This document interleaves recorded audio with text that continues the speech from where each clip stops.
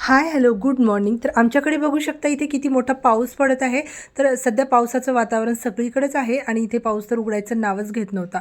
आणि सकाळी-सकाळी पाऊस पडायला लागलं ना, मला आतमध्ये घरामध्ये ना काम करायला खूप मज्जा येते. म्हणजे पाऊस बाहेर पडत आहे आणि घरामध्ये कामं कधी होऊन गेले माझे हे सुद्धा कळत नाही. पावसाच्या तालावरती मी ना आतमध्ये कामं करत असते. असं कुणाकुणाला वाटतं, आवडतं ते मला नक्की कमेंट करून सांगा. कारण ना पाऊस कधी-कधी खूप चांगला पण वाटतो आणि जेव्हा आपण बाहेर पडतो ना, तेव्हा मात्र पावसाचा कंटाळा येतो बाहेर चिखलामध्ये वगैरे चालायला मला. आणि घरामधले कामं आवरायला मात्र मला छान वाटतं. बाहेर पाऊस चालू आहे तर मी कामंसुद्धा आवरून घेत आहे. सकाळची सगळी कामं झाले, मिस्टर आणि मुलांचं टिफिन करून झालं. ते दोघं मुलं गेले शाळेला आणि मिस्टर गेले ऑफिसला. आणि इथे माझी सकाळची कामं झाली, सगळे झाडून पुसून घर वगैरे झालेलं आहे आणि दुपारच्या स्वयंपाकाला मी घेतलेलं आहे. आणि त्यामध्ये मी कुकरला डाळ भात लावला आणि वरणाला फोडणी दिली, मुगाचं वरण केलं आणि त्यानंतर मी चपात्या केल्या.